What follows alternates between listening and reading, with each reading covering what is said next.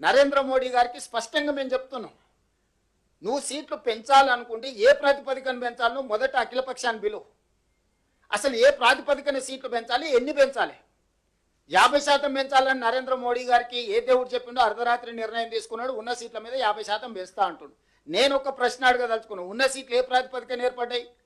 జనాభా ప్రాతిపదికన మీదనే కదా ఏర్పడ్డది. ఉత్తరప్రదేశ్కి 80 ఎందుకు వచ్చినాయి, ఉమ్మడి ఆంధ్రప్రదేశ్కు 42 ఎందుకు వచ్చినాయి? ఆ రోజు ఉత్తరప్రదేశ్లో జనాభాని లెక్క తీసుకున్నప్పుడు అక్కడ 80 వచ్చినాయి, ఉమ్మడి ఆంధ్రప్రదేశ్లో జనాభాను తీసుకుంటే ఇక్కడ 42 వచ్చినాయి. ఏ జనాభా ప్రాతిపదిక మీద అయితే 543కు మనం చేరినామో దాని మీద సరాసరి బ్లాంకెట్గా 50% అని చెప్పేసి కలిపేస్తున్నావు.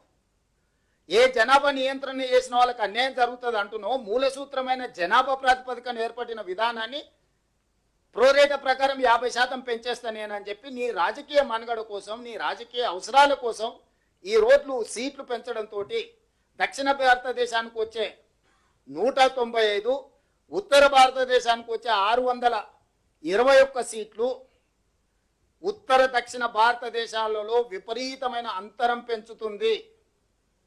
ఇది దేశ మనుగడకు మంచిది కాదు. ఇది రాజకీయ పార్టీలకు సంబంధించిన విషయం కాదు.